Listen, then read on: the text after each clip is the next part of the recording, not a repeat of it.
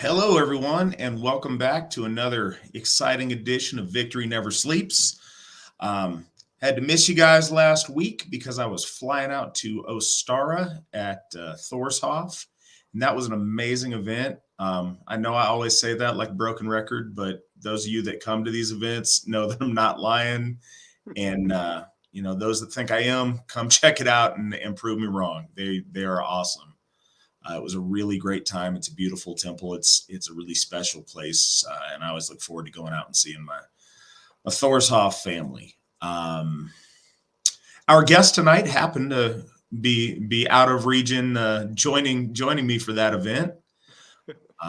We are so we've got for the first time tonight my friend and folk builder Mike Joyner.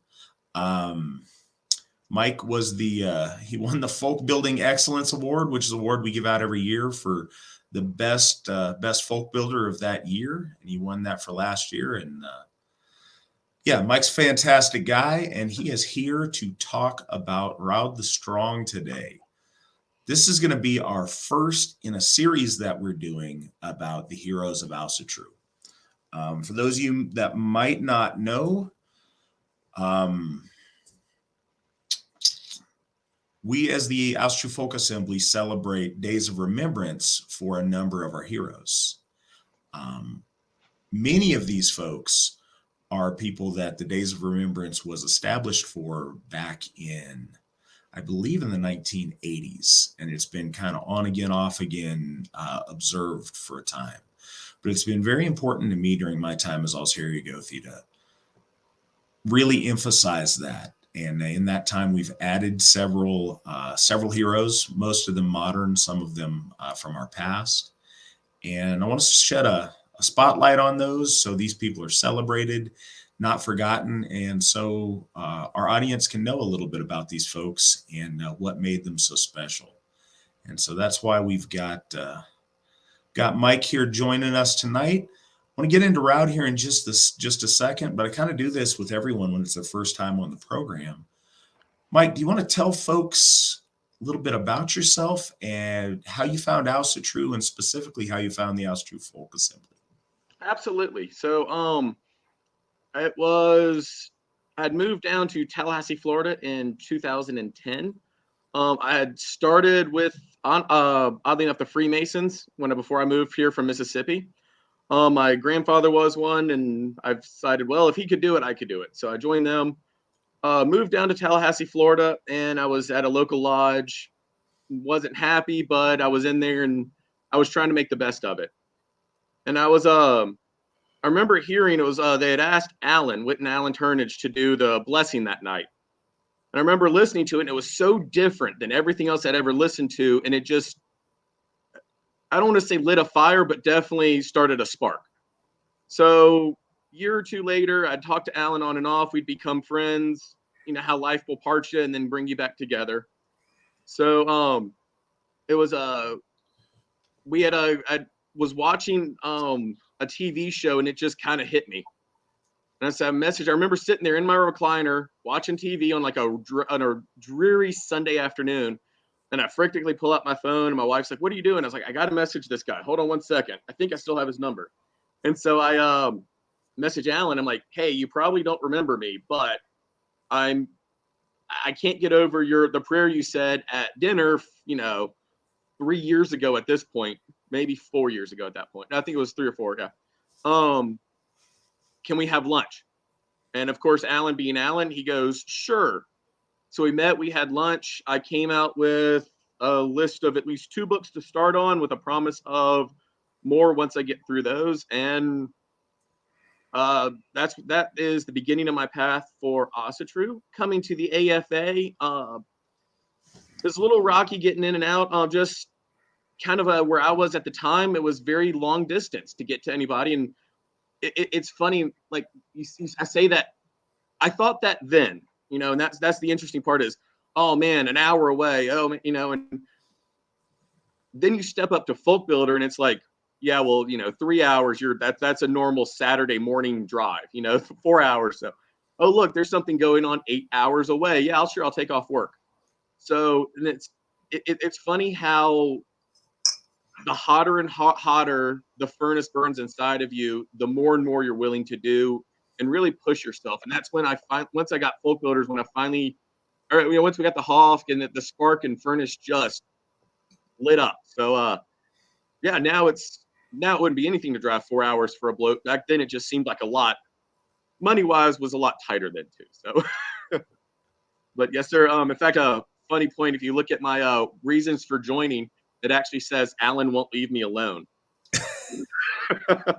And I think my wife's reason for joining is Mike and Alan won't leave me alone. So well, we're glad you found your way here.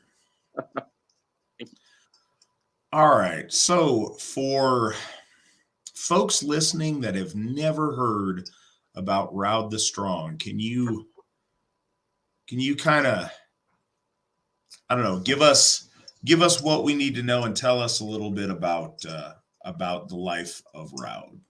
Absolutely. So it's interesting. There's not a ton about him, but we do know a good bit. So we know that he was. I love the graphic. We know he was a bloat priest and a seafaring warrior. Was two of the big things. He is one of the. They say he practiced witchcraft, which could be construed as either Seidr or something very similar to.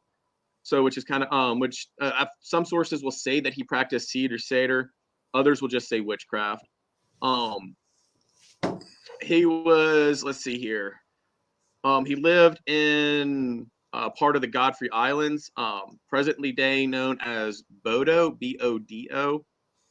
He's known with actually having a strong connection with the Sami people. Was considered a very large landowner with many house servants, and some of them actually, and Finns being part of the house servants. One of the most interesting things, at least what I found, was he was renowned for having the largest ship. So the biggest ship, the most decorative, and in fact, some of the sources attribute his ship to being the beginning of being one of the first, if not the first, dragon ships or serpent ships. So, like anything in that day, somebody says, "I want that as well," and you're not one of us, so I'm going to get what your thing is. We had Olaf enter the picture, which was the king of Norway at the time, and that's its own interesting story of how he came to that. But so basically when Raud and a guy named his friend of his, Thorir Hort, heard that Olaf was coming, they both got into their boats, and Thorir as well had a large ship apparently as well. So they headed down. Thorir's ships headed due south. Raud's ships headed straight in. Thorir's ships were pretty much taken out pretty easily, or pretty early in the battle, whereas Raud's ships held in. The sagas say that the ships were cleaned of, or the ships were cleared of men, meaning that they were taken out, defeated, in some form or facet. So Raud retreated. He turned his sails, and he actually used a technique that was very little known about then, about how to basically tack against the wind. Which interesting at that time, they were running rectangular square sails. So tacking was very difficult, if not almost, I won't say impossible, but close to it. Not until you got to more of later with the triangle sails were you able to really tack well. Anyway, Raud was able to, as the saga say, use his witchcraft, and that allowed him to sail against the winds and escape. It is also worth noting there that at this point, multiple sources and multiple people say that he was aided by the gods in his escape. So as he was entering the Isles, they say it's not a jump to say that Nord interfered. Nord interfered and helped him get home. So he retreated back to his house. And that leads us to the second battle, and battle being kind of a question mark on this one. So he made it all the way back to his house. Olaf had ran down his friend Thorir, and Thorir's not mentioned much really after that, other than mentioning that he was fast-footed. So he was chased down, and that was he was taken care of, unfortunately. So under the cloak of darkness, Olaf, the Norwegian king, basically took over Raud's manor, snuck in, and captured him while he was sleeping and bound him there. So after a day or two of torturing, all of which it was, and it's kind of interesting when you say the torturing of Raud, because you had a situation of, convert or die, convert or die. And this is kind of where the neat part of the story is he sat there and took a mocking tone against Olaf and Olaf's God at that point. So he would never convert. In fact, instead of just saying no and being tight-lipped, he took a mocking tone. And so wouldn't convert. At that point, as soon as Olaf has had enough, and this is where the story that the translations start to veer is how Olaf died, or not Olaf, excuse me, how Raud died. So we know he was captured, tortured, and bound. The question, the first source, the longer version of the death says that a snake was put into a horn, and the horn was put over his mouth. And then the snake refused to enter the mouth of Raud. So that's the first part, and that's and that only occurs, I believe, in one text. I don't remember which one I read that one in. I do apologize, I didn't cite that one. The next one, however, the next couple pick up from there and say that either the horn was heated up or that the snake was put into a pipe. And I'm pretty sure that that's just pipe and horn, or at that point would have been, depends on how the translation came across. And either way, the snake had to have been forced into Raud's mouth. We do know that one for a fact. Raud's story unfortunately ends with the snake eating through Raud's side and escaping, thus killing Raud. And Olaf sailed away on the largest ship, Raud's serpent at that. So after that, basically Olaf gave Raud's men the same option they had given to Raud: you convert or die. They said half said convert, half said died, and they were taken care of as such. So Raud is looking back on as being known for his honor and his courage, and that he never turned his back on the gods. Thank you for that, Mike. I think it's extremely important when we look back at our heroes, or when we look back at history in general, to remember that these are people. These are people in some ways very much like us. And it's always been a tragedy to me that when viewing history, time dehumanizes. So when we look at something very tragic that happened to someone, over 1,000 years ago, it's very easy not to feel the same emotion that you would feel if you saw that happen to one of our faithful on the news today. Right. But this is a flesh and blood man like you and I. Think of your father or your grandfather being, everybody's in a tizzy about waterboarding, but this man was held down and had a snake forced into his mouth, down his throat, to chew its way out of his side.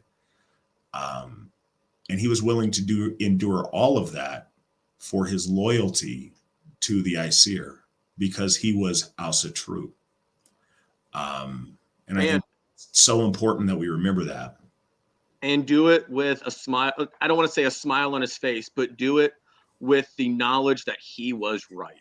And that's to me, that's sorry, I didn't mean to interrupt you. It was just you're fine. That idea that you can endure a lot with the idea of maybe I'm wrong, right? So you're in class, you say, oh, I think this, I think that. But he did it with such magnitude to still sit there and be mocking that. And that's his confidence is really, that in and of itself is inspiring. His confidence and his belief in the gods.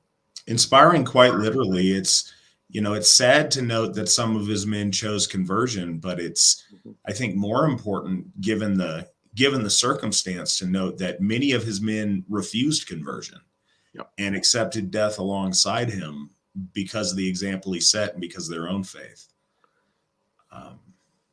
And arguably, the text doesn't directly say the numbers, but from the ones that from everything that I've read, pointed that more chose death.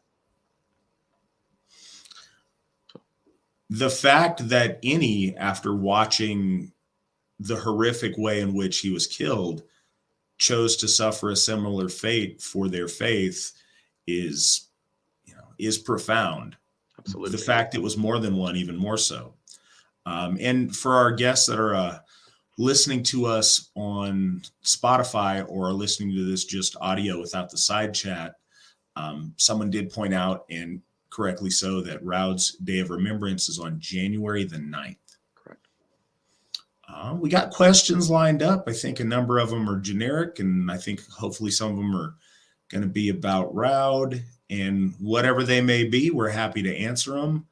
Guys, please know you can ask questions on YouTube. You can ask questions on Entropy. You can ask questions on VK and on Twitter. All the links that he just threw up, but I think those are the ones that we're taking live questions on and people are monitoring for. If you guys want to do any donations or any, like tips or participate in Super Chat and get your questions up to the top, you can do that over on Entropy, and those are always much appreciated. Let's start off with our first question. What are some examples, if any, of positive or unbiased articles written about the AFA? Thanks. So, to answer the question comprehensively, I should have tried to grab some. If I would have known, I would have grabbed some links to send to you guys. I think it's wise that you put "if any" because I don't think that there are many articles that are. Certainly, I can't think of any positive articles about us, unfortunately. But there's very few that are unbiased. And I think bias cuts both ways. If you ask me to write about the AFA, it would of course be biased. Not that it's dishonest in any way, but I'm definitely on a side about it. And I think that as we've seen in my time in the Asatru Folk Assembly, the climate is such that, and I've heard this from a number of people who've done interviews with me, that their editor has sent them out for a specific purpose to do a story about racism. And so that kind of starts the process off with a bias. I would say the most fair article about us was from, say, the Yuba Democrat is the name of the paper. And you could look that up, or we could try to fact check that. I think that's one I would look to that I think was done fairly. As far as other media that is positive or unbiased about us, we have several in our YouTube links. If you go to the same channel, we have two really good shows on Expedition Truth, hosted by Reverend Jack Ashcraft. And those were very well done interviews, and he's not from our circles. He's not Asatru. He's, an ordained clergyman in another faith, but he did a very good job. I felt that was really fair. Several others that were audio or video interviews, and you can find them on our YouTube channel if you look through there. Can you think of any articles off the top of your head that were particularly fair or at least or fair or positive about us, Mike? I can't cite any sources, but I can tell you that some of the press that we get from the stories that I've gotten, and even, to be honest, Matt, this program has driven. I can't tell you how many calls. This program, some of the negative press we have gotten has actually been people like, that can't be that bad. Look at the way look at them. They can't be what people are saying. And so we've gotten a ton of people that way. This program and the Melissa Mills Folklore Study Group. that I believe it's Melissa and Jay. They do a people wanting to join that is actually a big driver as well. So as kind of a note on articles, and this is anecdotal because obviously this is just conversation between me and the reporter, but it has been really telling. A number of reporters that I've talked to have kind of admitted that they were looking for a lot more dirt than they were able to find, and some have been frustrated that we aren't the evil monsters they were told we were, and some have been respectful. I don't want to say like on our side about it, but some have been appreciative of what we've done and said that they wish they could do this article on the community page or religion page as opposed to the racism page. So take that for what it's worth. Trent asks, Mike, which Hoff is the best Hoff? Answer carefully. That's a good one. So I'll give the initial. My official answer is your Hoff is the best Hoff. Whichever Hoff you can attend, it's more important that you get to the Hoff and celebrate with your folk. Matt and the Wittens have said many and many of times, Asatru is not a solitary religion. Even if you can even if you can't make it to a Hoff, practice in the backyard with folk. Which is the best Hoff? Of course, I am a little biased to my home Hoff, Northers Hoff. But I have very much enjoyed the company of Baldur's Hoff and Thor's Hoff this past weekend. I love everybody at both of those Hoffs.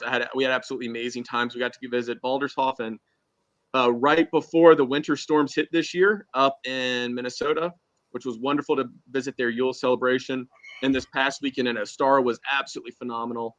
In fact, I think my voice is still recovering from the power of the bloats this weekend. And so personally, my home Hoff, but I will say everyone, as I've said to the people, when I do my initial call, and I've asked if they've ever set bloat, pardon me, Matt, if you don't mind if I go off on a little tangent on this one. No, go for it. So I call it the goosebumps. And it's kind of we all know what goosebumps are, right? I don't know if they have a different name elsewhere in the country. We just know that. I just know that's what they're called down here when your hairs stand up and you get them on your skin. And it's that feeling you get, the excitement. So I usually, if somebody will ask, then I've said, I've asked if they've ever been to a Hoff. Usually the answer, I've never had someone say, yes, I've been to the Hoff. Now I'm applying. It's always been, I haven't made it to a Hoff yet. And I said, awesome. We'll chit chat a few minutes. And I says, well, I like to ask, well, do you set bloat? Have you set sambal? Have you set any official service? Usually the answer is no. And I said, okay, have you gotten the goosebumps while reading information or listening to Victory Never Sleeps? And what I mean by that is not necessarily the goosebumps from, oh, I'm cold in here and I'm reading, but directed towards what you're actually doing. So what I mean by that is I get them still when I go to the Hoff, still sometimes even just talking about going to the Hoff, thinking about a powerful service. So service this weekend, the Ostara bloat. I mean, I couldn't, I felt like the goosebumps never left my skin. And one of the things I said is, I say to some of the people I'm interviewing for the initial call is, have you gotten the goosebumps just for someone saying grace, saying prayer over the food? Sorry, I'm still Southern, so we say grace down here. And usually the answer is no. And I said, then come to the Hoff. If I can't guarantee you that it will happen, but it's an extremely, extremely powerful event. And that's kind of one of those. I always remember the first time I got him was when Alan was doing the grace at the Masons Hall. And so I always like to use that as a measure for the bright line of look for these as an emotional response to what's going on. And that's one way in my mind that I know I'm on the right path. So, okay, sorry. No, that's fine. That's fine. So our next question from the King of Cheese, Matt, Mike, good to see you both on. How are we doing tonight? P.S. You're rocking that beard, Mike. So, Mike, how are you doing? I am peachy, bud. Great day. I wish Baldershall folk would come take their cold weather away from Florida. We were in the 60s and 40s today. It was miserable. Other than that, I'm doing great. How about you? I'm doing fantastic. I always say the same thing on here. I'm sure it gets old, but I'm doing good. As Mike just talked about, we had a great weekend at Ostara. That was awesome. I'm still riding a high from that. Doing fantastic. Trying to think of, I don't know. We got so many really cool things going on right now. I'm just happy. And this is something I look forward to all week, is getting to get on here and talk with y'all. So I'm doing really well. Christian says, Mike, it was such a pleasure to get to work with you in the kitchen during Yule at Baldershoff. I look forward to feeding the folk again with you soon. If you could pick one meal, and then it cuts out. So hopefully Nick's got the rest of whatever that question was.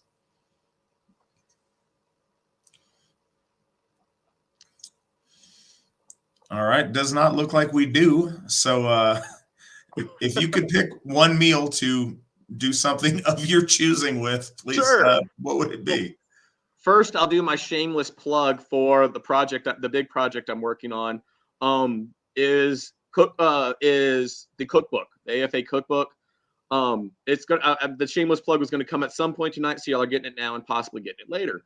I am trying to put together a cookbook for us for the AFA. The catch of it is that I want all the food. What would be your last? Okay, pick one meal to be your last. What would it be? Okay, that's an interesting one. So well, I'll get to that one in a second. The cookbook is, I want every recipe in the cookbook to have been served either at the Hof, at a moot, or a folk feast. So that way, as we're putting this out, we know that every recipe has imbued the power of the folk into it. It's not just you pulled out, something off the back of the macaroni and cheese box and you thought it looked cool. It to have been served to the folk, to me, that brings such power and such a dedication, and that's the word I'm looking for. It bears so much more meaning to, and Steve, Christian, I know knows this one. Heather Young knows this one as well. To put so much of yourself into a meal to serve to the folk, that it's not just for you. It's not always just, here's roast beef and mashed potatoes. Here's, a adapted Julia Child's recipe that Stian made at Baldershoff. It is a piece of yourself that you have put copious amounts of thought, energy, and effort, that you had to make it a point to go to the grocery store and pick out those ingredients. It's not just I'm going to feed the folk. What can I have? What do I have in the pantry? So it's a conscious decision to try to make the folk happy. So that's that answer. And the cookbook it's cookbook@runestone.org. Please submit recipes. We do not have nearly enough to start filling up pages. So what would be my last meal? That is an extremely hard question. Honestly, one of the things that I really, really enjoy is I don't want to call it, my last meal would be a charcuterie board, because that's not it at all. It's various dried meats and stinky cheese. I love me some blue cheese, pepper jack, love cheese in general. The more stronger the flavor, the better. And I love meat in every form or facet that it can come in. So something with meat and cheese, just not spaghetti. All right, there you have it. Charcuterie to send Mike off. So the next question from Sarah. Mike, you are one of the constantly happy people one of the most constantly happy people I've ever seen. It's awesome and inspiring. What is your secret?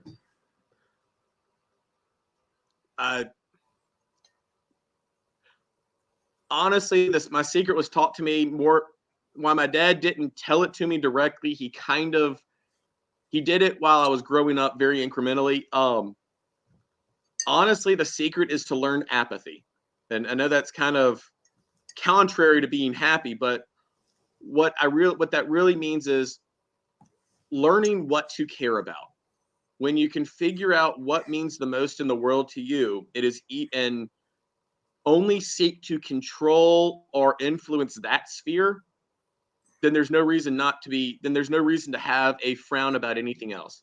Now, things will upset me, and I'm not going to lie, I get upset, but I tend to always get re-energized, and going to the hall re-energizes me. I'll be perfectly honest on that one, but I keep my smile by figuring out what I don't need to care about, and not harping on the negative, but always looking at the positive. Katie, my wife, will tell you that I'm probably one of the most positively negative people possible, and she'll say that my ADD will kick into that one, because I will, if I see a problem, my first instinct is to figure out the solution, and then every reason why that solution will and will not work. So, and then of course, multiverse at that, if you're into the Marvel thing, all the other solutions. So yeah, she gets frustrated at that one, but that's my trick. Learn what to care about, and then let the mundane just go away.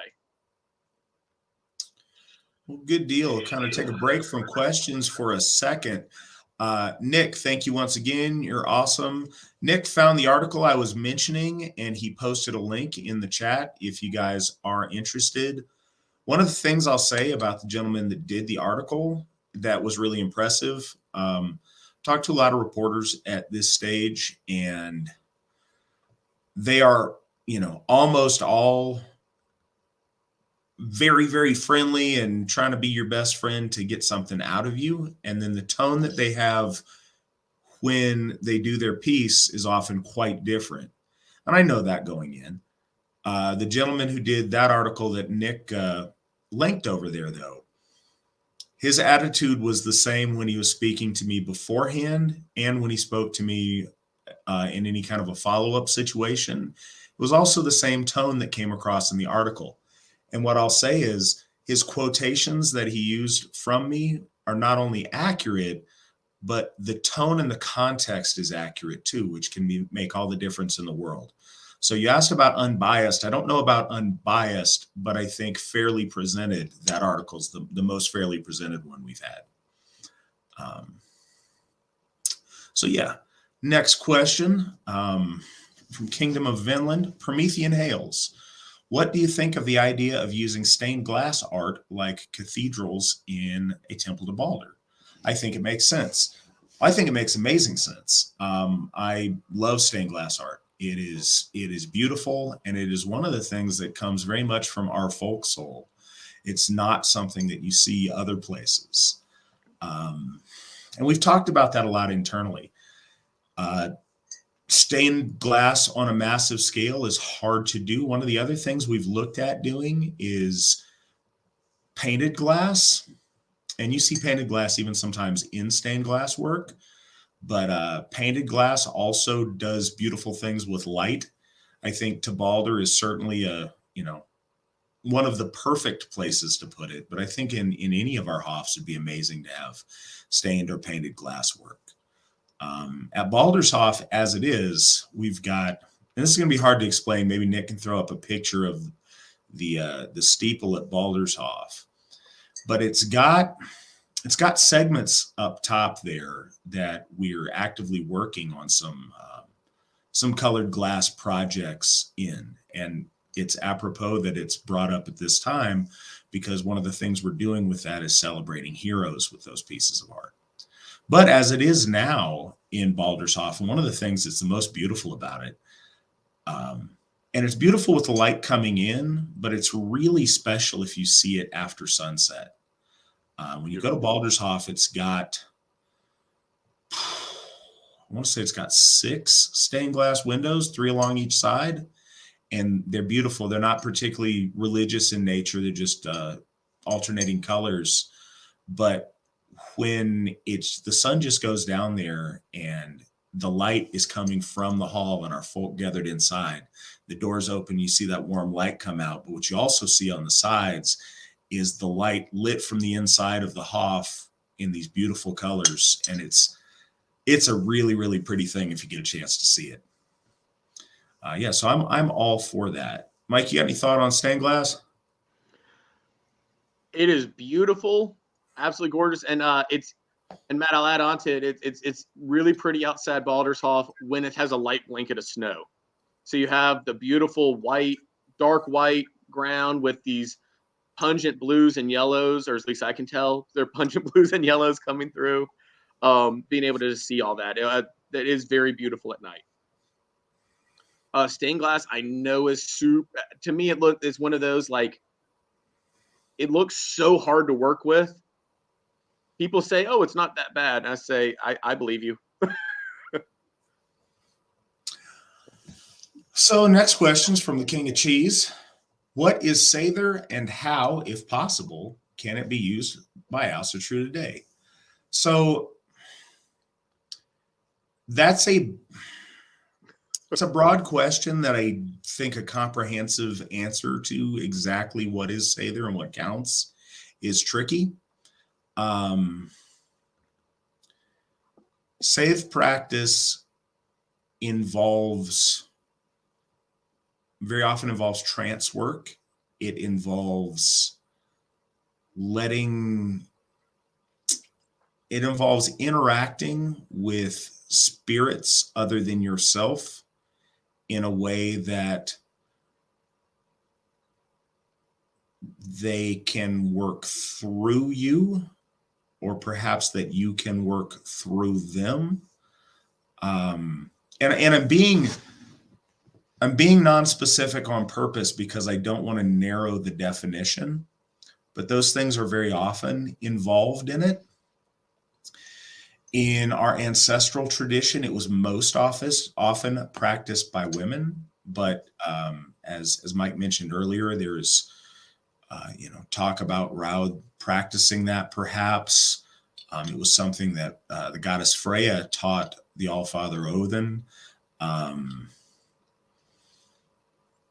But yeah, it involves contacting entities outside yourself in a spiritual or magical way, and that's part of that practice. Along with that are a number of different things. The idea of possession, the idea of projection of your spirit into other things.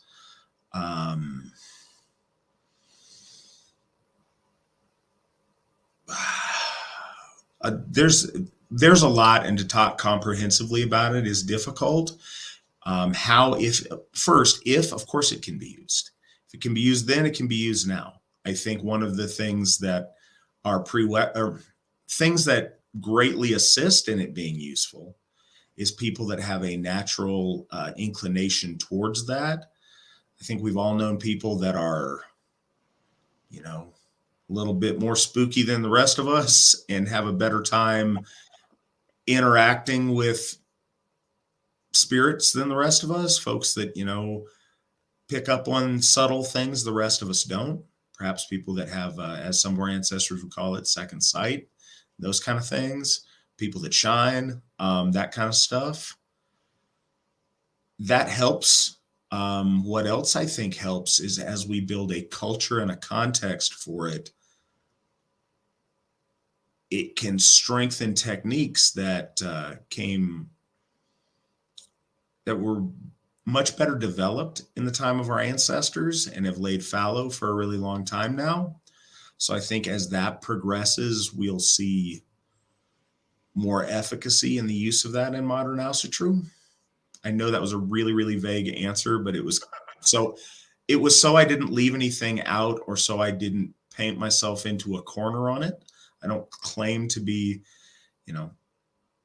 I do some things. I claim to be a good Gothi. I don't claim to be a great Vitki, however. So there's that. Nathan, Mike, what are some of the current projects happening at Njordshof? Oh, where to start the list? So we've got a couple of them right now. One, one of the easier projects we hope to get knocked out. We have a work day coming up. Securing the playground. We have some fencing down we've got to put up. That's an easy project. Putting up the maypole for May Day celebration. That's an easy project. Some of the longer term, bigger projects that we have, we've got to get a gutter system. It's interfering with some of our septic, and it's just that in of itself is we have to get gutters. That's one of our big projects. We've got to do some painting. We have some indoor painting and outdoor painting that needs to be done. We've got to the big project. The project that I am honestly wanting to see the most done is moving the kitchen from the closet to a room in the back. So I'm one of the big cooks. I'm the cook, however you want to dice that one up. Our kitchen is a closet at Nordshof. It is extremely tiny. In fact, it's funny because Alan Whitnell will ask, well, why don't you ask for help? And I've looked at him and said, because no one else can fit in the kitchen. So it's a very tiny kitchen. So one of our big projects right now is we've got some space in the back. Since it's Florida, plumbing's not, and the way the way the building was done initially, plumbing's not the end of the world to move. I've learned that because I think I've touched every inch of plumbing in that building at this point, and some on the outside, dug it up. So we've got to move the kitchen. We need more space for that, especially when we start looking at, we're getting certified with USDA for our food pantry. So we've got to have space for the freezers for that. It's just, in general, we need a bigger kitchen. So that's our big one. I like to joke that I have a little small, 20-foot RV. It has a bigger kitchen than Nordshof. So, but hey, I still like to think I try to make some magic happen out of that. And you do an amazing job there. I think that folks think you're exaggerating when you talk about your RV kitchen being bigger than the Nordshof kitchen. I've been there, and I don't think you are. All right. So Gothy Daniel Young says, Mike, rumor has it you are a mead maker. Can you tell us about that process? And do you make mead with devotion in mind? Yes, I love to brew. I am very much a traditional brewer. I don't like to add flavorings. I've only added extra spice once and fruit once. I have my mead flavoring. I like a traditional thick mead. And the reason is with the second part of that question, more of devotion in mind.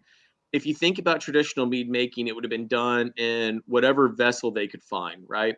So arguably clay pots is some form of vessel, depending on where, I think the archaeological has clay pots. I could be wrong. Svan will probably correct me on that one, or tell me I'm completely right with sources.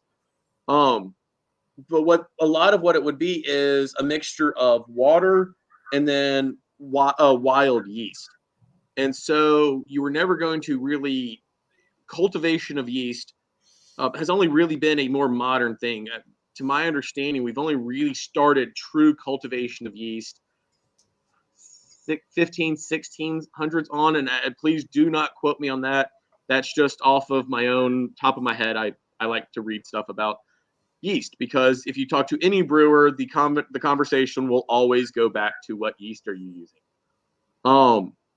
So I like to go what I would think would be a authentic to pre 1000 common era mead, which would be a thick, sweet mead, because it'd be extremely hard to seal it up to get it. It'd be hard to seal it up to the extent to make it dry. And then again, it would be extremely hard to cultivate enough yeast to make it dry. So that's what one reason I really enjoy. I like a sweet mead. So, do I do it with devotion in mind? Yes and no. That is a practice that I've started on some of my newer batches of with more. I'm not gonna, I don't want to say, oh, I made mead because I just wanted to make some, honey wine. No, I made mead with the idea that it could be used for devotion.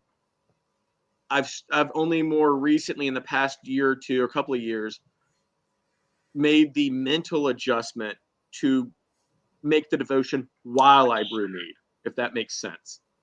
So it rather than it just making alcohol, it's become a almost spiritual form of brewing it. In fact, when I do my racking, which is moving the liquid from one vessel to another, I actually will sacrifice part of that and put it on my altar overnight. So, good deal. So, next question is, first, I don't recall if you did this or not, but earlier in the broadcast, did you give, approximate years for when Raud lived? So we know he died around 1000. As far as age and all, I did not find any source, anything that would put a chronological time frame that I saw to say he was 27, 38. I never really found in. Hold on, give me 1 second. Yes, I have my sources with me because I am that big of a nerd. I don't.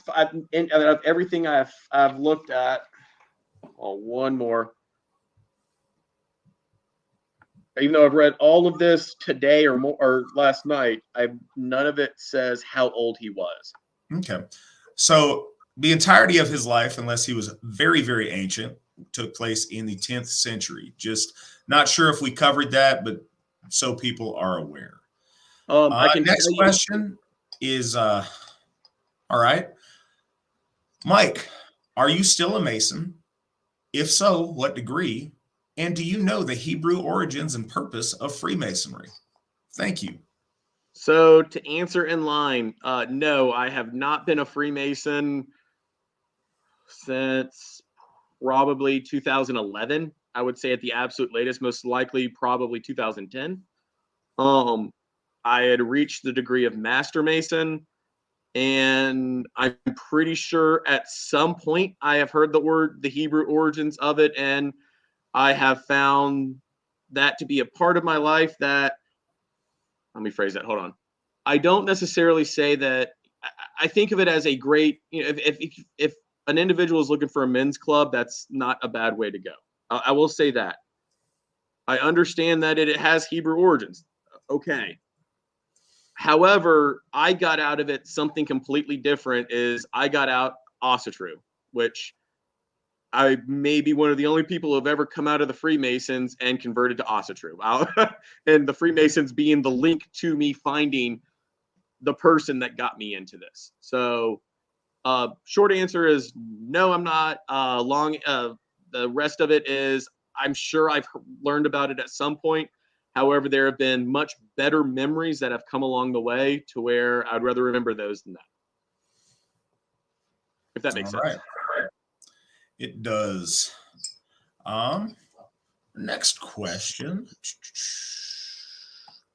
Matt and Mike, great to see you from Australia. What are your thoughts on Loki, future Lokahoff, and a video explaining AFA's relationship with him? So I know that folks over in the chat room jumped on you a little bit. First, thank you for joining us. I'm glad you're here. It's great to have somebody listening from Australia.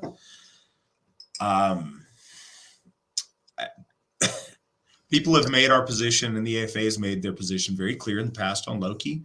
But I understand that everybody is not an expert on the AFA's positions, and that's fine.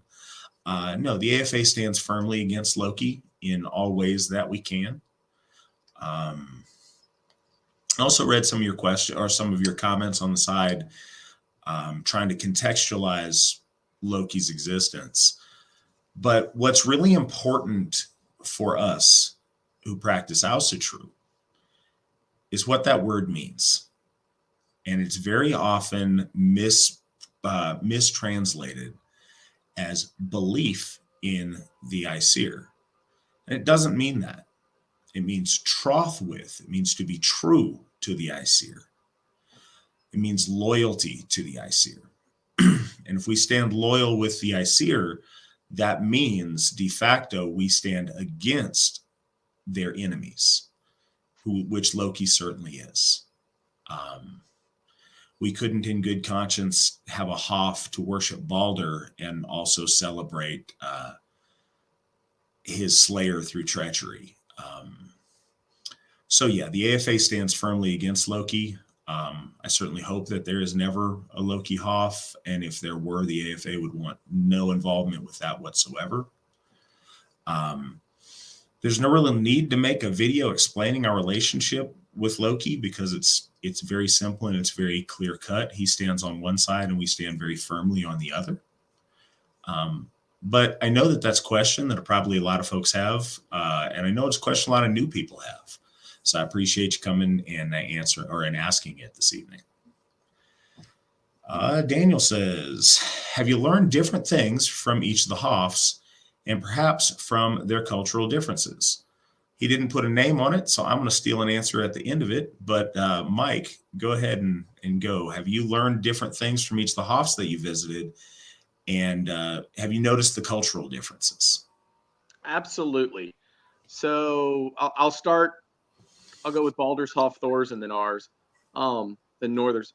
So Baldur's Hoff, it was me and my wife had the wonderful pleasure of sitting mule with them, and they have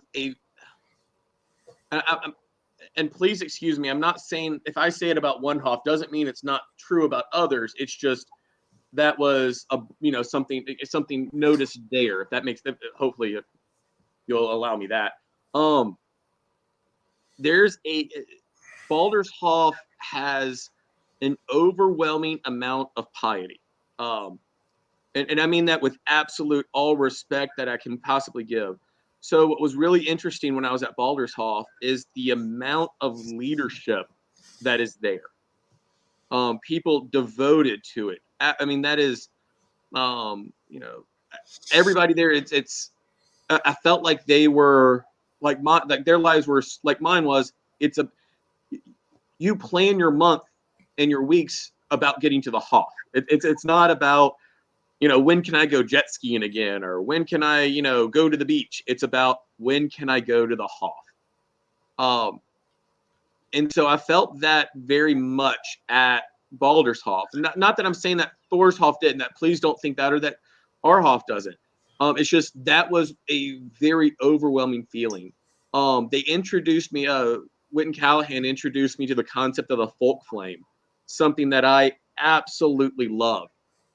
Walking in, passing your hand over it, or having someone light it with the idea of here are the things to think about right now. And that is just such an amazing idea to have that folk flame. And the idea that it brings other people into the service as well. So that was Baldur's Hoff. Thor's Hoff has an amazing amount of strength in it. The people there have this aura about them that, I mean, it's, and Matt, I hope you agree. Like we'll walk away from a weekend and our voice, we can't speak for 3 days, right? We walk away from Thor's Hoff, we can't speak for a week. So it's a situation of there's so much strength, so much commitment, and so much love for that Hoff. And that's where there is, and we had talked about it a little bit at Thor's Hoff this weekend, but it was their strength in and of itself. So that the Youngs, the East, which now that he's with us, but still they were there, and the amount of work they did before we were able to get ours, before we were able to get Nord's Hoff. I'm the heralds. I'm leaving people out, and I do apologize, but you get a sense of this very of strength and a strong community there. Nord's Hoff, you get it's kind of funny. So my vision's a little skewed because I feel like when I'm at the Hoff, I'm always under a sink or cooking or something like that. You get an amazing sense of camaraderie and friendship at Nordshof. I think you get good food, but I'm a little biased there. The camaraderie and friendship, the hospitality that you get when you come all the way down south. So, welcoming you in with sweet tea and showing you around. That's the Southern way to do it, right? Uh, I like to say, and I've said it before, and I say it again, you're not going to meet a stranger at Nordshof. We're all there. We're all family, and we do our absolute best to make everybody welcome. So what have I learned from the Hoffs? That's how I feel. What have I actually learned? Baldershof taught me the importance of the folk and making sure the folk feel like they're a part of it. We work in leadership so hard to be what we are. And, we sit around and do our absolute best, but at the end of the day, we've also got to make sure that the folk feel like they're included. That's what Baldershof taught me with the folk flame. And I remember Brandy and Jamie and everybody there saying, and Nathan, oh my gosh, Nathan, doing his stuff, talking about, this is what the folk flame, and this is what it means to us. If you ever get a chance, Brandy's lecture on True North, my gosh, that thing still gives me the goosebumps, as I talked about earlier. Thorshoff taught me to definitely have strength in the folk, to believe in the folk, to know that we are here for everybody else. We feel that, we know that, but it's kind of like that. You taste something, you taste mead for the first time. You know it's good, but you don't know why, right? So that was kind of the same thing. There's strength in the folk, and not just strength in numbers, strength as in faith, strength as in we are on the right path. I've looked at Alan multiple times at the end of a service and say, brother, we are right on track, man. We are doing the right thing. And then we come down to Nordhoff, where we just try to exude that folkness, the bringing everybody home, the grith, the frith, trying to build that as much as possible. If you don't mind me telling a side note on that, Matt. So, is it okay? Yeah, please do. Just Hey, Mike, on any of this, please feel free to tell us any story you like. We love having you on here as a guest, and we're enjoying listening. So it was Yule 2022 at Nordshof. We had service was amazing. The whole day was just fantastic. We were at that night, and so we had a first time I'd gone over a couple of weekends before, and I built out the fire pit, hoping that we were going to use the fire pit because it's Yule. Why not use the fire pit, right? It gets dark at 2 p.m. So Whit and Alan decided to have sambal around the fire pit. So before I continue the story, shout out to all the ladies who had to walk the horn around that fire pit because they did a lot of walking through some still kind of tall grass that we just didn't get a chance to get down yet. But I remember we had a member and he had his girlfriend there. I'm not going to give names, but she was there and she set sambal with us. And at one point, she basically, as most of us, sambal will bring us to tears. I think that's a universal thing. And I think sambal, I'm not going to say sambal should bring you to tears. You should allow yourself to feel sambal. It is one of the most powerful things you can sit through. I've said this many and many of times. I'll say it many more. If you sit sambal with the same man 3 times and don't hear his voice crack, that's very, very rare. And I mean crack as in just they're feeling it. They feel the emotion in it. So back to the story. She stood up and gave a toast, talked about, she had known about this. She liked it. It was more of, and I'm not trying to give away anything, but the idea that she not necessarily was 100% in when she stepped on the property that day. She brand new couple. I mean, this was their This was his second event, I think her first. She got up during ensemble and basically poured her heart out. And I vividly remember, because I was standing next to Alan on his left. I vividly remember me and Alan putting our arms around each other, both of us with a tear in our eye, and say, "This is why we do it. You know, this is what makes all of the time, energy, money, whatever. This is what it is for. Is when you get to see that exchange. You know, it's, of course, we want our members, when they first time they step foot, we want them all to be 100%, but that's asking a lot, right? We want them to be most of the way there. So, but to see her come as a guest of a member and then it just become an amazing, wonderful thing. That was one of my absolute, that memory I will cherish for many years to come. And of course, that around a giant bonfire outside where Alan is having to tell us to quiet down so we didn't disturb the neighbors. You know, it's a great day in the AFA when the Witten's having to tell you to quiet down so the neighbors don't call the cops. So, and that's during ensemble. So that's, I forgot, we must have had 50 people around that campfire for ensemble. That was great. So. No, that's awesome. Thank you for sharing the story with us. I've said that on here before, but that's one of the most special things is when you're there and you get to look in someone's eye and see when it became real for them. And ensemble is a time that makes things very real. It's such a powerful thing to bring people together. We had a particularly beautiful ensemble, I felt, at Ostara this last weekend. Very much so. You know, I know I was tearing up a couple of times. It was really powerful, I thought. Can I let me one more interjection. Go for it. So I don't want to say that was my favorite. It was one of the most touching. One of my other favorite memories of ensemble was actually, unfortunately, I really wish you were feeling better and you didn't miss it. It was ensemble Charming of the Plow 2023 at Nordhoff. I remember I was sitting to, I believe Alan was conducting ensemble then as well. I was sitting to his right, so I would have been last, right?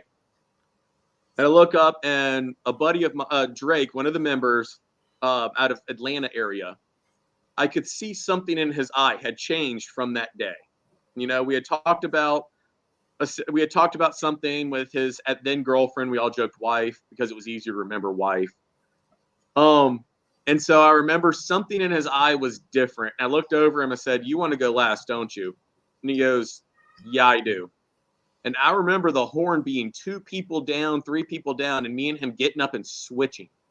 Because during that, when the horn finally came around to him, he dropped to one knee and proposed. So she accepted. Awesome. But it was that was an amazing experience to be a part of. I mean, it was our first national event at Nordhoff, and to have something that epic. So, it looks like as of right now, they are going to be the first wedding at the Hoff in September. That's awesome. Proposals at ensemble are good stuff. Yeah, I was going to say, back to the original question, just, it's really interesting. And those of us that have been fortunate enough to be at the different Hoffs, they really all do have a different feel to them. They develop their own culture. They develop their own strengths and their own weaknesses. And I think internally, very often we look at what Hoffs, you know, can do better, what they need to tighten up on. That's part of leadership. But all too often, we don't stop and think of just some of the really special things that these Hoffs bring as far as their culture and things they've succeeded at. Odenshoff, you know, it's had the longest time to develop and to, you know, establish some of the ways it does things, but Odenshoff really leads the pack when it comes to community involvement. The Odenshoff food pantry every month, there are over 100 families that get fed every single month. Fantastic. There are cars lined up to the point of where we've had to really engineer some stuff and figure stuff out, because it becomes a problem. It blocks up roadways. All of the people lined up to get food, and the town of Brownsville is so very appreciative of that. And that's definitely an Odenshof thing that they've really pioneered there. Thorshof. So it's interesting because piety is shown in different ways. The congregational culture of Thorshof, I think, is the tightest. Their dress, their behavior, they're taking everything very, very seriously. It's such a good culture that I'm so proud of. All in all, their congregation there is, exactly what we, I think exactly may be too strong, but of the Hoffs, it's what we want. It's what we want on the poster. Those guys are doing that right, and they're doing it really well. And their Hoff culture there is probably the best. But Baldershof, you have these people that are very devoted, like you said, and they get stuff done. Their organizational structure in that whole district is leading the way for everyone else. And they have such a get her done attitude, making things work there. It's really nice to see. And then watching what you guys are developing down in Yortshof, it's really neat. Your hospitality culture there, I think, is the best so far. Like you were talking about your little tiny, small bathroom sized kitchen. Our bathrooms are bigger than our kitchen. They really are. Yes, your bathrooms are, and they're not big bathrooms, but they are bigger than your kitchen. Yep. So you guys are doing amazing things with that. You specifically are doing amazing things with that. Well, that's one of the things that I found. So let me interject real quick. It was one of the things that I have started. So I have a couple of. One thing that I like to do, and a tradition that I do in the kitchen at the Hoff. The thing that I like to do is I like to cook outside.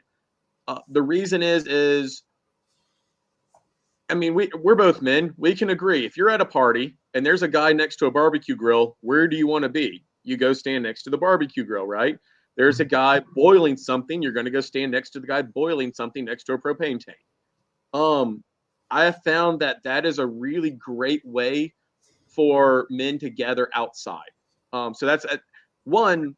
I don't necessarily have the space to do it indoors, but two, that brings a lot of good frith and grith to the Hoff, to building that relationships, and it was funny because food will be done cooking. I'll walk out 20, 30, 45 minutes later to clean up, and the same guys looks like they haven't even moved. Kind of like a King of the Hill where they're all standing in the alley. It's like that. They're just sitting there chit-chatting and talking like nothing had changed. Here I am, 15 things done, checked off the list, and they're sitting there having wonderful conversations. And to me, that's very magical. One of the other things I like is we don't put food waste. We don't throw away food waste. So I'm not talking about stuff off of plates. I'm talking about onion skins, leftover bread, stuff like that. All of that goes as a sacrifice into the pond. So it gives back to the animals and gives back to the earth. But we still got no gators, right? Correct. There was talk that there might be gators. I can tell you that I have walked those out. Let's see. I can't even begin to tell you how many weekends in a row I've been to the Hoff. Sometimes twice in 1 week. And so I've never heard. With the very rare, so a gator is mainly dangerous when it's mainly females. They are very dangerous when they have their children or eggs. Okay. Another thing about gators, males are dangerous if you approach them. They're like snakes. They're more afraid of you than you are of them. So with that being said, the amount of time I have spent around the Hoff and around the two lakes, I have seen nothing that indicated an alligator, unfortunately. I'm right there with you. But yeah. I want a gator in that front pond. I will do my best. Got to make it happen. Yes, All sir. right. So Brandy asks, Mike, what is your secret to the perfect cheeseburger soup? All right, so a little backstory on this one. I was up at it was December at Yule at Baldershoff. We had Brandy was going to. I don't remember what came first: the need for a dish for kids or the need for a non-gluten dish. I don't remember, what came first: the flour or the need to not have flour. But so Brandy came up with this soup that she had made. She said she had kind of made it once or twice, and she taught me her version of cheeseburger soup. Phenomenal soup. I absolutely, actually, I really enjoy making it. I have made it multiple times since then, and I had actually a lot of fun making it. Kids and I made it for, I don't remember which Hoff event, because I'd also made another soup that she had taught me. Neffel soup. I think I made Neffel, and I think I came back in January and made Neffel soup and cheeseburger soup for Nordhoff. And it was funny, the adults were like, yeah, the Neffel soup is really good, but I want to get more. Is there any more of this cheeseburger soup? So I thought it's kind of funny, the adults are going after the cheeseburger soup, and rightfully so. It's good. The secret that I have found, I drain my grease once I've cooked the ground beef, and instead of using ketchup, I use barbecue sauce. I cut my pickles a little bit bigger so that they don't just completely disintegrate. And those are the only tweaks that I have really made to Brandy's recipe. Whitten Callahan's recipe, sorry. There you have it. So next question, can I mail in donations to the Hoff instead of giving them to places like Goodwill? Of course you can. It's a good time to point this out. We are a completely legitimate 501c3 church, so all donations made to us are tax deductible. Nick will throw some links up, but there are a number of ways you can donate through any and all of our websites. You can donate through those sites to those particular Hoffs or to the AFA General Fund in general, and we can distribute it how it needs to go. There are, the answer is yes on how to donate. If you want to mail in donations, Nick will also throw up a link to our P.O. box to where we can take donations. Please don't mail them to the physical addresses listed on those Hoff sites, because not all of those receive mail. But if you put in the notation what it's for, we're happy to take your donations to P.O. Box. And I'm putting this out here because folks may not see it. P.O. Box 16027, Tallahassee, Florida, 32317. Please feel free, and we're very much appreciative. That's something you would consider doing. We do food pantries at each of our Hoffs every single month, and those are a big deal to the communities that we operate in. We also have charitable outreach that typically goes in the form of food to our folk who are our ethnic folk who are being mistreated in South Africa. So we have a number of different charity things that we do if you'd like to be involved in helping with that. Sarah says, have you ever read Henry Wadsworth Longfellow's poem, Tale of a Wayside Inn, 1863? There is a section called The Musician's Tale, the saga of King Olaf, that talks of the pursuit of Raud the Strong.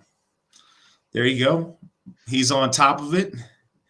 He's got it in his hand, and there's a graphic even that we've got up, which is cool. If you don't mind, real quick, far north in the Salton fjords, by rapine, fire, and sword, lives a Viking, Raud the Strong. All the Godi Islands belong to him and his heathen horde. A warlock, a wizard is he, a lord of the wind and sea. And whichever way he sails, he has ever favoring gales. By his craft and sorcery. With rites we both adore, he worships Odin and Thor. So it cannot be said that all the gods are dead and that the warlocks are no more. Henry Wadsworth Longfellow. I love those 3 stanzas. Well done to you both. And I'll build on that one. Sarah's absolutely correct. If you get a chance, that entire book, the Wayfarer's Inn, the Tales from the Wayside Inn, is actually a really neat read. It is literally it's a poetic version of a bunch of people sitting around telling stories, and so they have all come from different walks of life. A musician, a poet. I forget what all of them are. I have the, I think, 1929 copy because I like old books. Old things are fun. But yeah, they all come from students, a Spaniard, a Sicilian, a musician, a theologian. Worth the pickup. You can get them pretty cheap on eBay. So it's the Wayside Inn, or you can download it for free online, I'm sure. Tales from the Wayside Inn. So. All right. So we only have 2 questions left. If you guys have anything else you want to ask, please go ahead and get those questions in. If not, when we're done with them, we will wish you all a good night and see you again next week. Good evening, Matt and Mike. Can you tell us about the banner behind you? So I believe this is directed at you, Mike. Can you tell us? I think so. So this banner, that's so above it, those are 2 needle points that my wife have done. That's our altar there. So we have a very odd shaped house. The banner behind me, you can kind of see it. That is part of, Melissa Mills made that to hang on the sign, the street sign at Nordhoff before we got our permanent sign done. And so once we got our permanent sign, that one and its mate came down. Charming to the Plow, we said that we were going to auction one and hold on to one. And I was not letting anyone walk out of that room except for me. So that's what that is. That is our, you can see it's got the Marlin on it, established 2022, and it says Nordhoff across the top. All right. So, next question here from Obsidian Skull. What do you think about Christians talking about uniting against a common enemy with folkish heathens? Do you think that is something viable, or would you go full on rather in Ramey way? Not sure what the last part means. Context is everything. I don't know what that means. Certainly the current struggle culturally is not Christian versus Asatru. The current struggle is traditionally minded people versus progressivism and leftism that is moving the culture in a direction that's far from our values.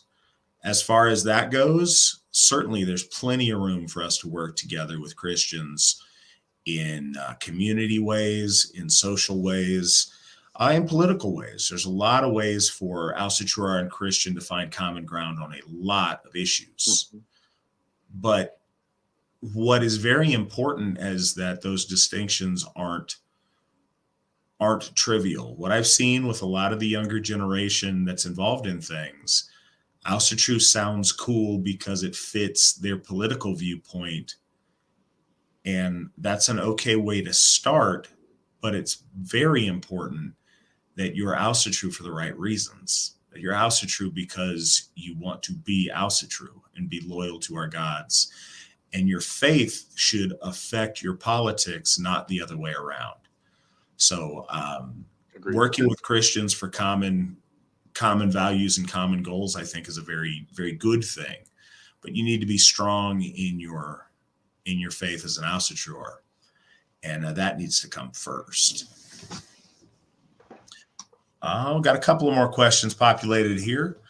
Matt, speaking of strength, can you touch on the need for physical excellence as opposed to giving in to the soul sickness that manifests in a physical way? Absolutely. So, um, in America specifically, we have a very big problem with obesity. Um, there's plenty of other physical ways that people aren't healthy and should fix that. But the biggest one I think that affects our people is extreme levels of obesity.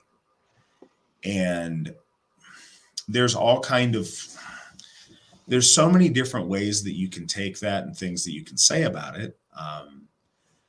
I believe very strongly that your physical condition in so many ways is a reflection of your spiritual condition.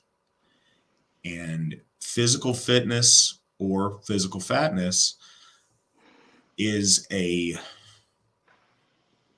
reflects on some of your values. For someone to be in shape in the world that we live in takes discipline, it takes perseverance, it takes a lot of effort, and it does speak a lot to character. It takes a lot of work to get in good shape. It takes a lot of work to stay in good shape. It takes a lot of work to overcome, especially if you start in a spot where you're very out of shape.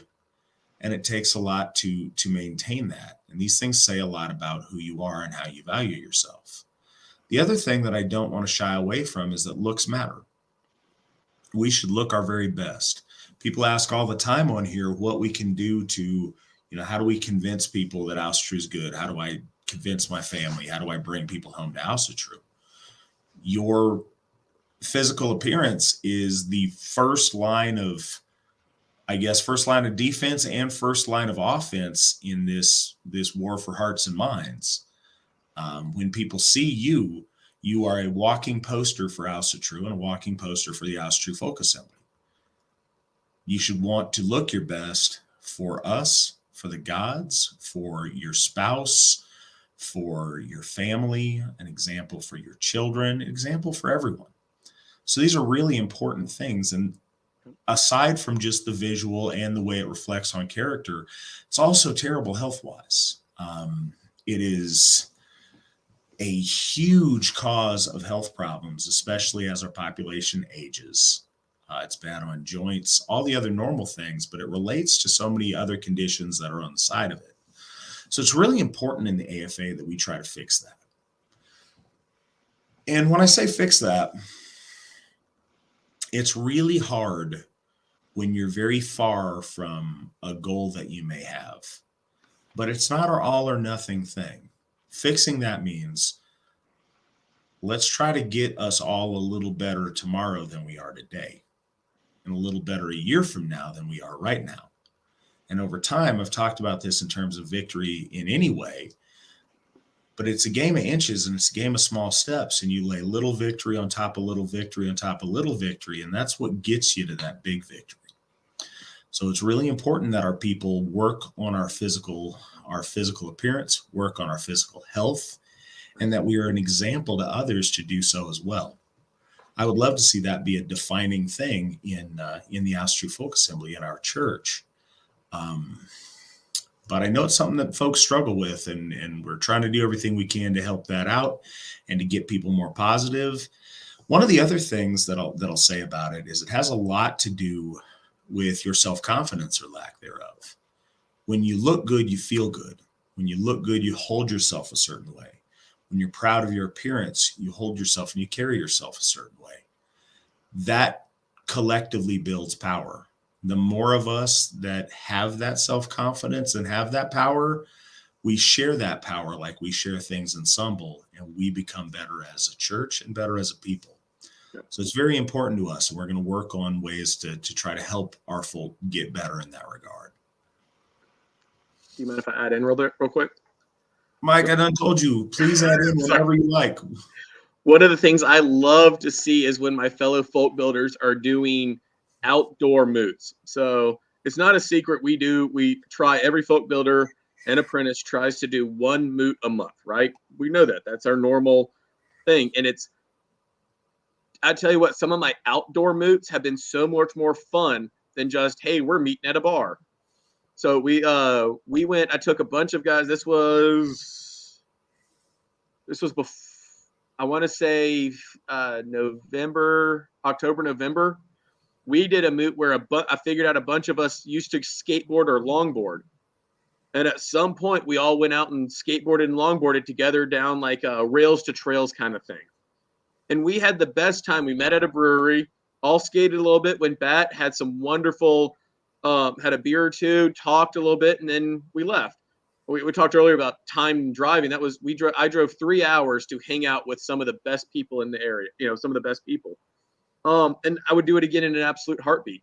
I love to see some of the lifting moots that the Northwest does and the Midwest does, or Middle East, however you want to divide it. Up Baldershoff area, some of the, I want to say it's was it Washington State that does a lot of lifting moots or gym moots. I love that. I think that's awesome. I love the hiking moots that are coming out of the Baldershoff district where people are going hiking. They're doing stuff. That's the kind of it's we can all have a great time at a restaurant. And yes, there is a time and a place to have a great meal. I'm one of the first people that will tell you, I think feasting is a very, very important part of our faith and religion. And a very important part of who we are is to share a meal together. But with that, we also, to give you credit, we also need to not always just belly up to the feast table, so to speak. So yeah, I know I try to do more and more outside. As a rule, Americans and around the world, we all need to be outside more. I'm a particular fan of the idea of grounding, walking around barefoot on the ground and on dirt and grass. But with that, I'll end my little diatribe in saying, Alan, if you're listening, yes, I will be at the gym tomorrow. Good deal. And yes, Law Speaker is listening. He's over in the side in the chat. Bodie asks, Mike, when will the first AFA disc golf tournament at Njordhof be? When we can find more than 3 of us that do it, buddy, I'll be more than happy. In fact, I'll even put up a couple of discs for prizes. We just got to find a couple more people in the district, and we'll figure out a central place to hold a tournament. So I don't know why he's asking. He knows I'm going to beat him, but Okay. Can you speak on women blessing the mead at events? Attending our first event soon and curious about the practice. All right. So this practice, I'm not sure if Brandy is still listening or not, but we've got some of our AFA history on it. I believe Gothi David James, who's no longer with us, he passed in 2014, I believe. I believe he was the guy that started that idea. But I'm hoping somebody on the side checks me if I'm wrong. But this is a time-honored AFA practice where our ladies go off with the mead that we're going to do for ritual, and all the women from birth to death, anywhere in there, go out there and enchant the mead to prepare it for ritual and fill it with magic and with might. Honestly, I wish I could tell you. I don't wish I could more. Poor turn of phrase, because I really don't want to. Well, no, because I really don't want to know. I know, right? It's special because it's a secret. It's something that just our women do, and the more secretive it is, that adds a certain magical potency to it. I am unable to tell you much about the actual what goes into it, except for they always yell healthy babies at the end. So I assume that factors in, and, birth rates in the AFA are doing pretty good. So something's working, but it's a really special thing. Our ancestors. Okay. So I mentioned this earlier in the program with Seidr practice. There's some people that have the gift of second sight or have these magical gifts more than others. And our ancestors have always believed that women have a special connection to the divine in a way that's different than men do, and in a way that's particularly useful when it comes to imbuing things with magical power.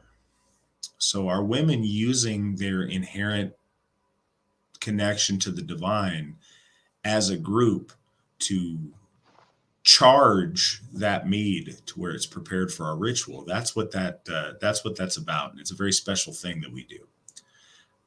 And excellent. I'm excited to hear that you're planning on attending your first event. That's fantastic. I wish you the very best with that. I hope that turns out great.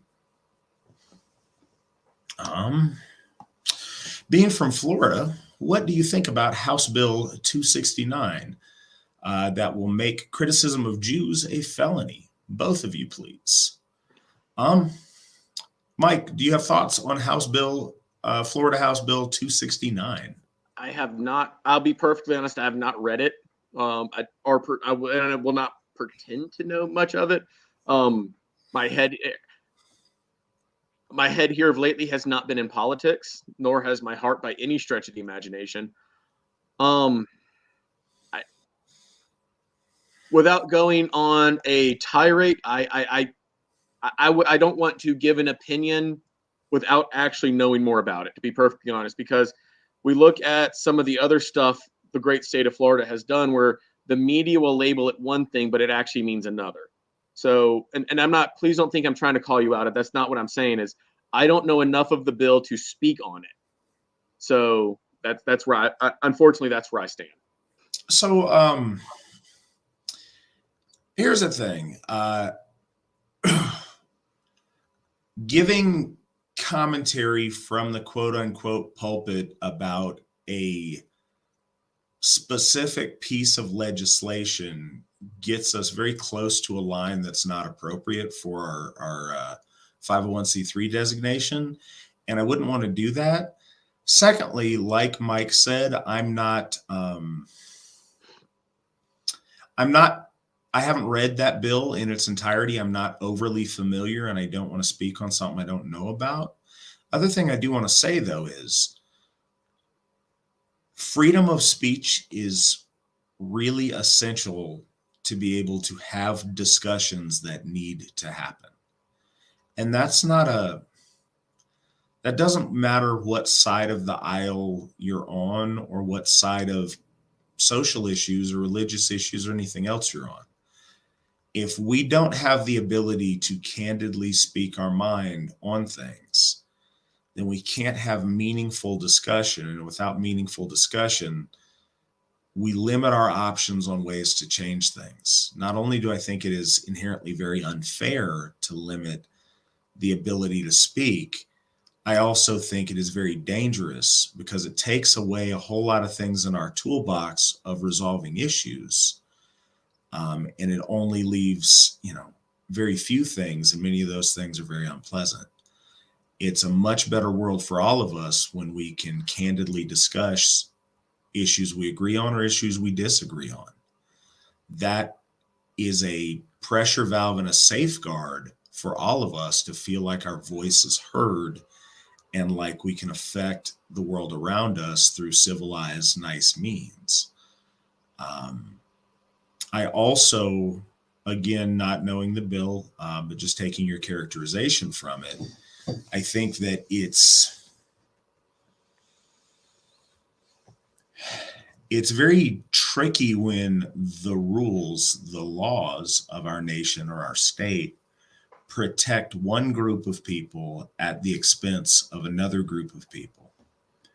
And it's funny because certain groups of people always want to be treated fairly and equally until they have an opportunity to make rules. And then when they do, to use that as a cudgel to do things to other folks that a generation previous they were complaining about folks doing to them.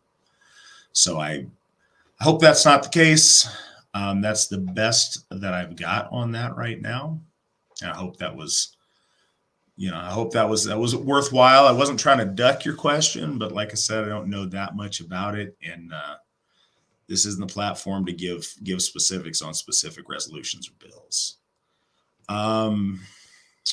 Next question. Next question for you, gentlemen. With the impending economic collapse and all the banks failing, what, if anything, can we do to batten down the hatches and keep our families and folk safe and secure? I think that's a leap. I think there may very well be some kinds of economic collapse in the future, but I don't think that there's an impending economic collapse that's right around the corner. I think that people have been saying that for my entire life and for the life of people older than myself, and we haven't really seen it happen in that way. But I think there's a lot of stuff we can do to help in times of economic uncertainty. And as far as like specific plans on that, I'm not the economics guy, but what I will say that is really important to us in the AFA is that we work together as a community. When we have a really tight religious community that takes care of one another, it buttresses us across the economy as opposed to, so like, to feel that the entire American economy is going to collapse is kind of an extreme position. And when I say that, doesn't mean it can't happen, but I don't think that that's likely to happen. What I think is much more likely to happen is certain sectors of the economy collapsing very hard or having very hard times. But one of the things that's really special with our community is that we're big enough now to where we have people in, I can't say all economic, spheres, but pretty much. We've got people all across that economic spectrum in labor, in production, in technology, in the military, in civil and government services, in investing, in everything, to where if one thing fails, we have a bunch of us that are not failing. And one thing we've tried really hard to do with the AFA, and I think we've been doing this since, I want to say 2013 or so, we've had the Folk Services Program. And that's where we run fundraisers. And we pretty much always have one going about a member or a family within the AFA that are struggling, and us pooling monies together to help those people out of whatever their situation is. And we've helped a lot of people that way. And it's not, I understand that you're asking a macro question and I'm giving you a micro answer, but it's the answer that is honest and real that I have access to. There's very little that I think we can do as individuals to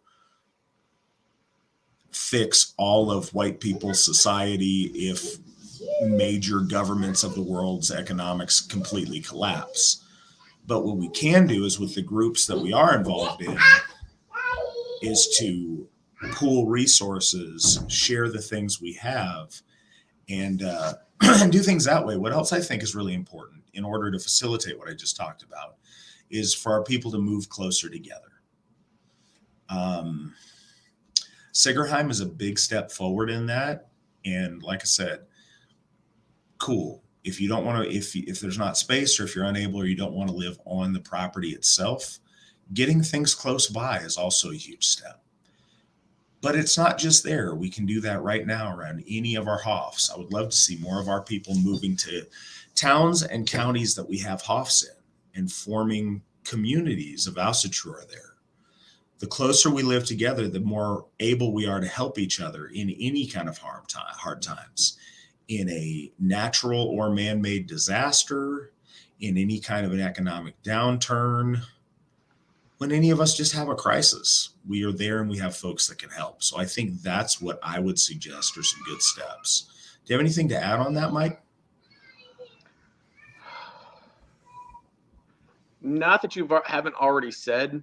I know one of the things I like to do if I hear of a job opening in an area that somebody or either a direct member or direct family member, if I know, like I know from my job, every so often I have my company is pretty big, pretty spread out. If I know we have a job opening in an area where there's members, I will put it out to those members. Hey, y'all know anybody that fits this description? We're hiring. As far as what we can do to prepare, grow with each other, be there for each other.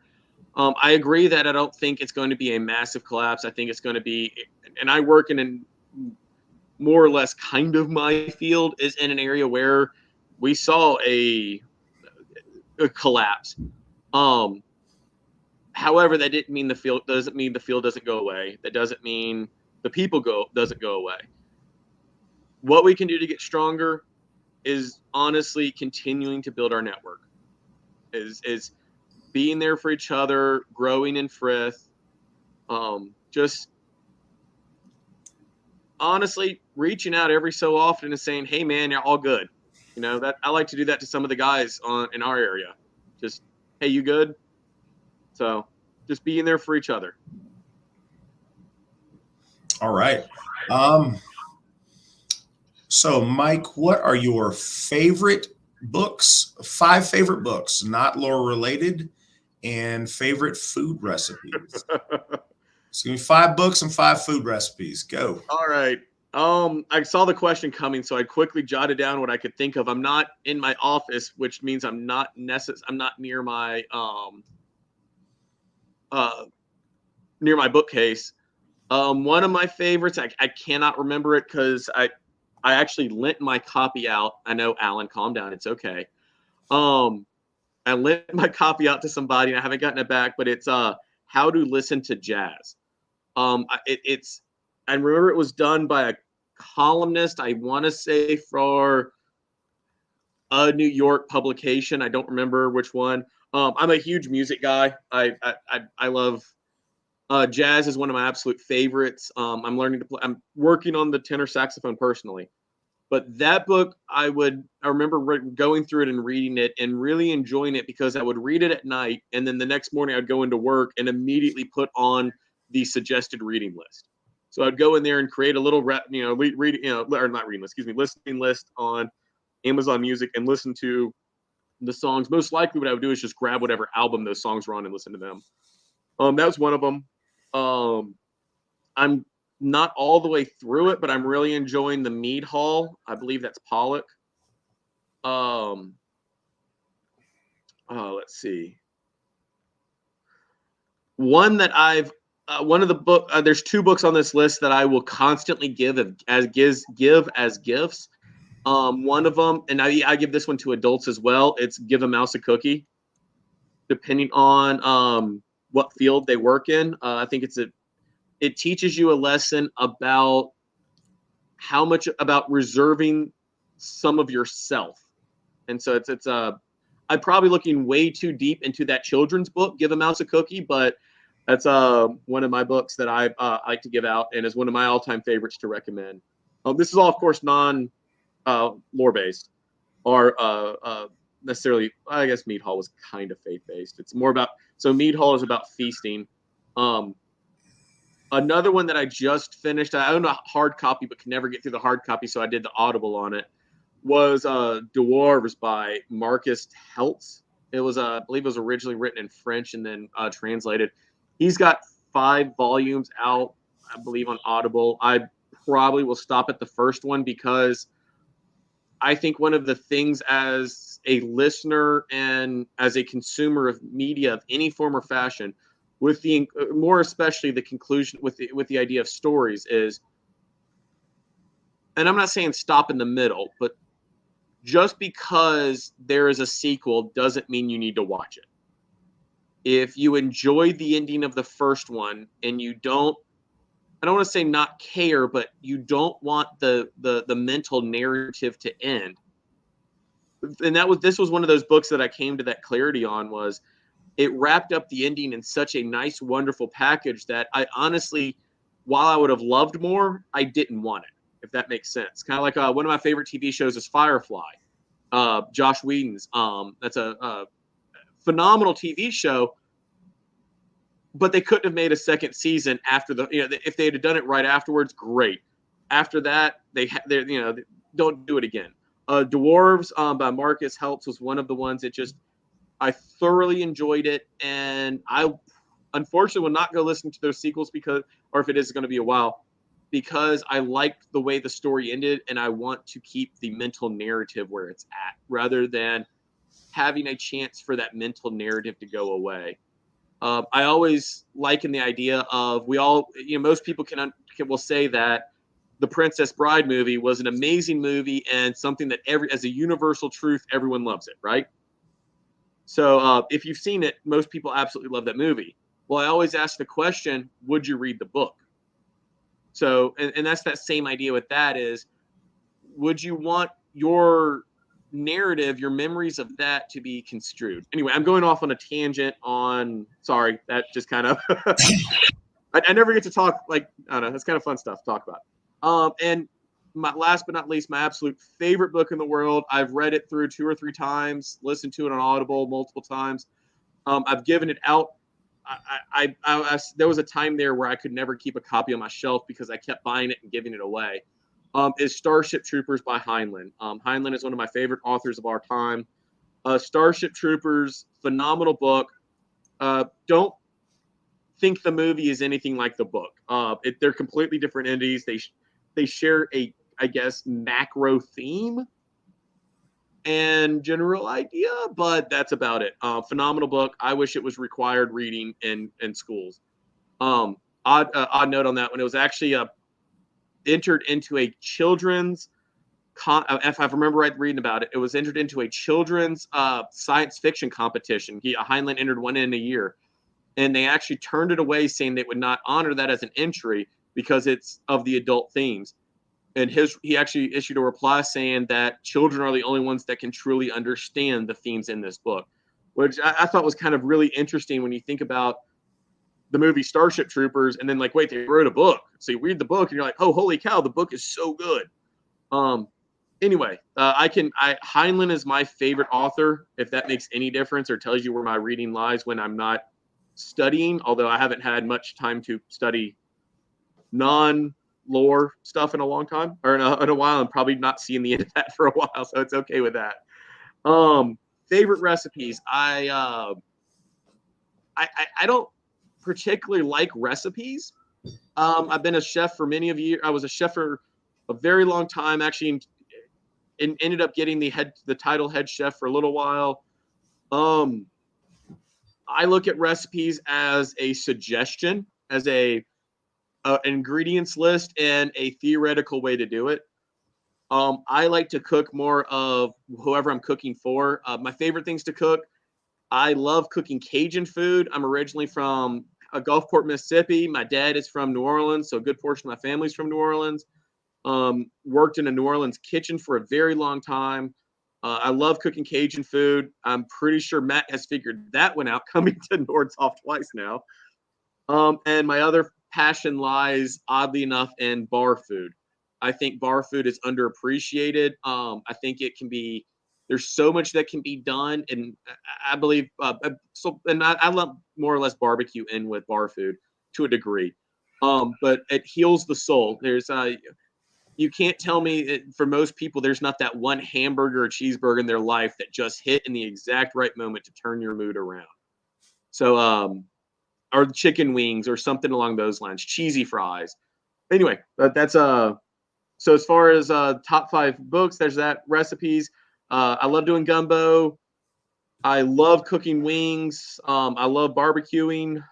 Barbecuing is a general term, so let me put that down a little bit. I love doing pulled pork. Don't really have a recipe for any of that, just kind of how I do. One of my absolute favorite things to make is meatloaf. I do lump that in as bar food. And my last one would have to be and I will lump it in as bar food as well, as quesadillas. I think quesadillas are a little tapped resource here in America, here as far as high cuisine bar food, and I think it's a lot of fun. So there we go. All right. So, gentlemen, what is one daily habit that has brought you closer to the gods? Mike, what's a daily habit that's brought you closer to the gods? I get up at 4:30 every morning and meditate. That's my daily habit. Study is followed by meditation. if I was having to get up at 4:30 in the morning for the gods, I don't know if that would bring me closer to them or further away from them. Um, Something that's daily habit. It's an interesting thing to answer at this point in my life because I have been very fortunate that I have structured my life around the AFA. So I'm doing stuff about our faith pretty much from wake up till I go to bed. All of that definitely brings me closer and keeps me close to our gods. But I think as far as a daily habit,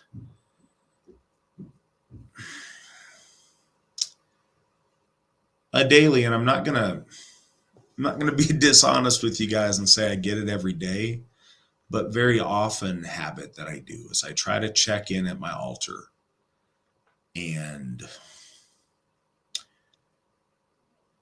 prayer, yes, but very specifically, affirmations or reaffirmations of things. Checking in as close as I can, looking our gods in the face and restating my resolve to do right by them. Checking in on things that I've promised them, on where those projects are at, what I'm doing to complete them, and how I'll get there, and just having that frequent conversation before the altar with the gods about where I'm at, where I will be in regards to working for them and with them for the Asatru Folk Assembly, or for my family, or for anything personal in that matter. But that check-in with the gods is really important, and I think that's brought me much closer to the gods and helps me, as of a couple days ago, helps me. I'm gonna jump in real quick and ask you, do you have a ritual that when you visit a Hoff that you do? And I don't mean ritual as in say bloat, say sambal. I mean ritual as in something that you like to do every time you're at the Hoff that almost becomes second nature. I like to go in front of the mural and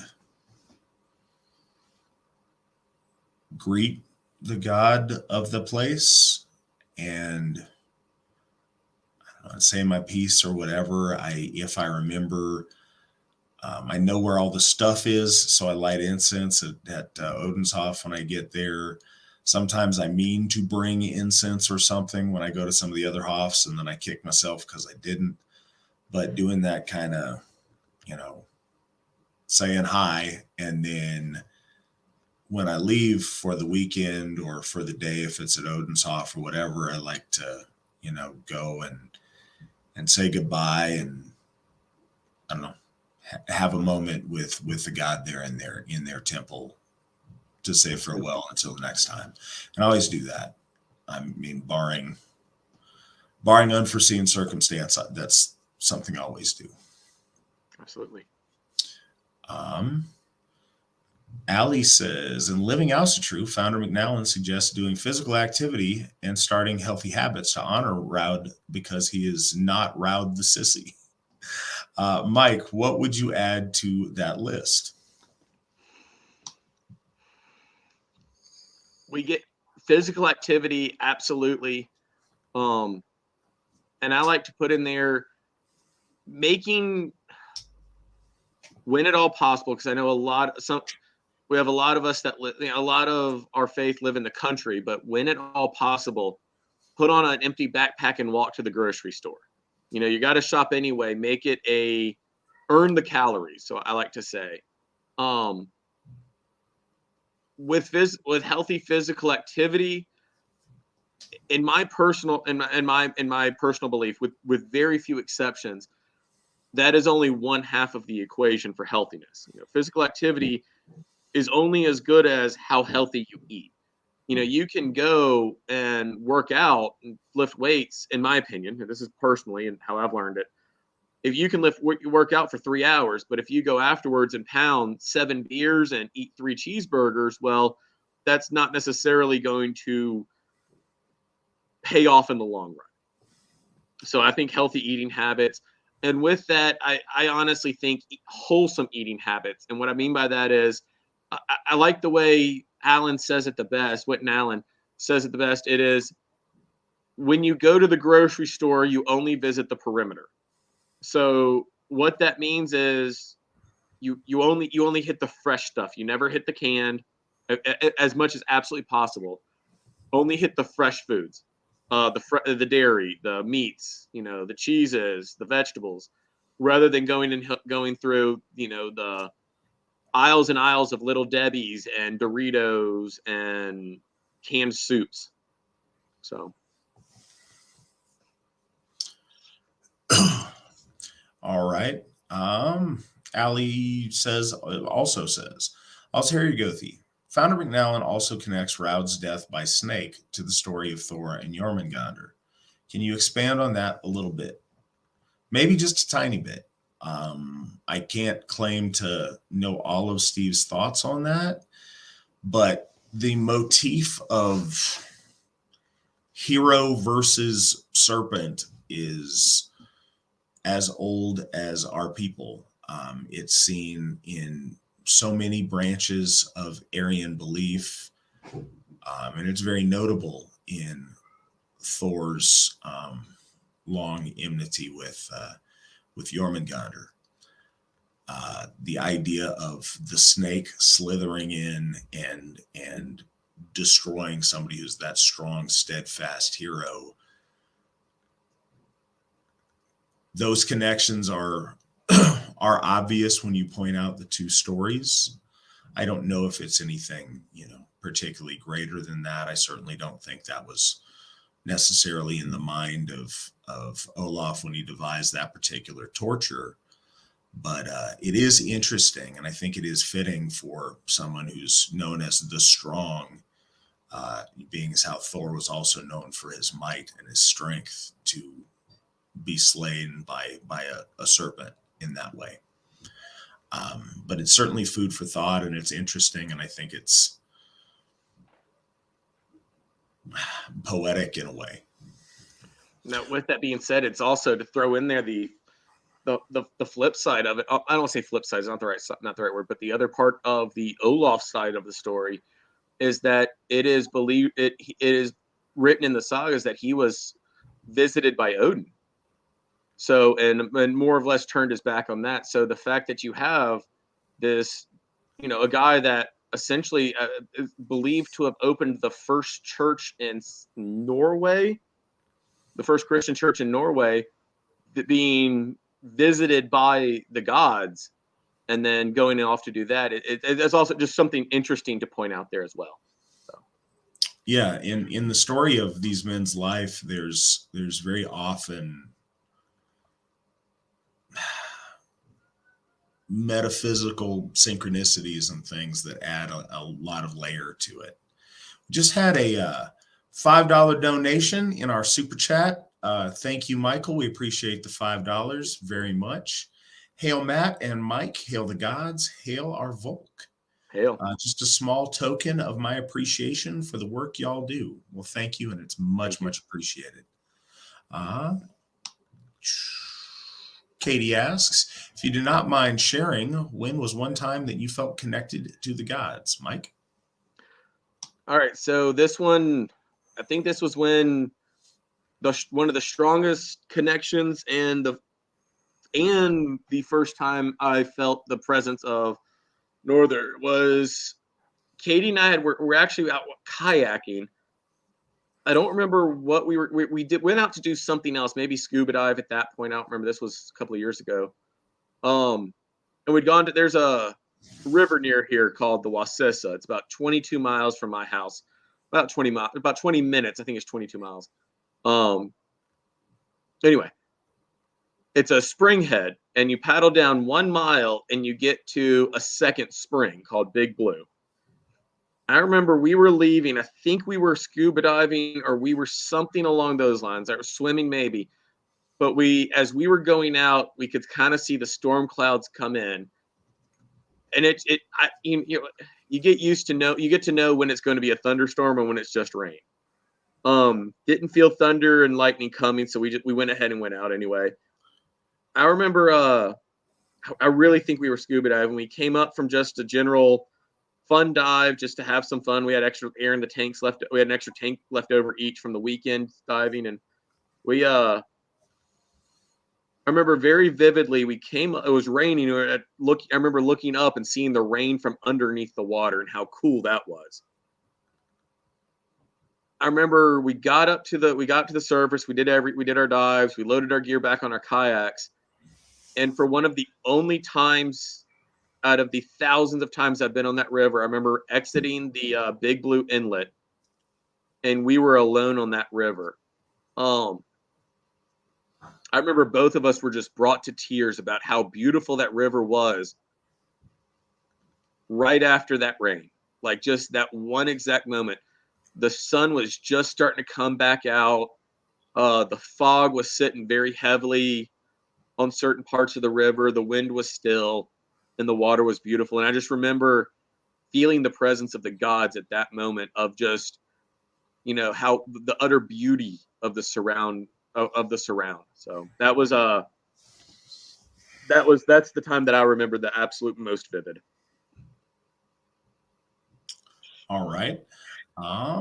So Mary asks, regarding physical appearance, how about nose and lip rings, especially on women?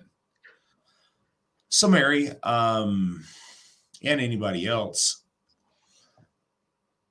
a lot of people have a lot of different senses of style in the Asatru Folk Assembly, and I don't think that they're always going to be our favorites. I will readily admit I am not a big nose and lip ring fan, especially the like nose ring that's in the center chunk of the nose, that like bull nose ring thing. I don't care for that. And the like lip piercing, the upper lip piercing, like birthmark piercing thing that women do is particularly not my favorite. I think that can make a 10 into a 3 instantly. That said, the AFA doesn't have any particular stance on that or prohibition on that. I would urge folks that when they do something to alter their appearance, they consider why. What are you trying to accomplish? What effect are you trying to have on the people that see you? And, you know, when we affect our appearance in a way like that, it's very easy to pretend it's not for other people to see, but it is. You want a reaction from people, either positive or negative, and there's certain people maybe you're targeting with it or not. What are you hoping to accomplish, and are you accomplishing that? But yeah, just on a personal note, I'm not a huge fan of those fashion accoutrements. What about you, Mike? What do you got to say on the subject? I am right on track with you, bud. I'll even take it a step further in saying that ear piercings can get overwhelming very quickly. I find it interesting when you see a lady who has had, or male, who has had, let's say, 5-10 ear piercings, and you can still see the holes, but find the like UFC fighters with the cauliflower ears to be disgusting. And it was like I just find that kind of interesting. Of, you know, one does it out of work and one does it for fun. It's just an odd dichotomy that I've noticed. I personally am not the biggest fan of it. We have a friend of ours who wears it's like right in the crease, like right where the I guess, I don't know, nostril flares up. And it's the tiniest little like speckle of diamond, glass, zirconium, whatever it is. But I always keep telling her, because I forget what it is. I always say, hey, you got a piece of glitter on your nose. Like without fail, every time I see her, I think she has glitter on her nose. See, the little piercing in that spot is probably the least egregious to me. The other thing that I think is odd is the when the ears are gauged up, and then there's the big empty gauge hole that I don't know how that doesn't catch on stuff. And anyways, I'm sure that all of us have our preferences on those things, and there's stuff that's hard rights and wrongs, and I think this is a subject that really isn't a hard right or a wrong deal. But yeah, just putting it out there, and I think that some of those things, I guess, are generational too. I don't like those, but kids these days, maybe that's bodacious or what y'all are doing these days or whatever. Yeah. So, Altair Gothi Flavel, any plans for the first annual AFA weightlifting competition? Great stream as usual, gentlemen. Thanks. So, okay, real plans, no, but honestly, I'd be lying if I didn't say that I have fantasized about that being a thing at Sigerheim one day.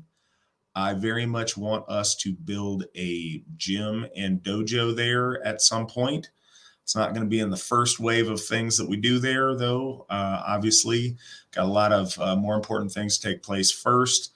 I would like to do that, and if we did that, we may very well have some competition going on at Siger Bloat, which is a July bloat. That's going to be the annual event at Sigerheim or at Tiershof at Sigerheim.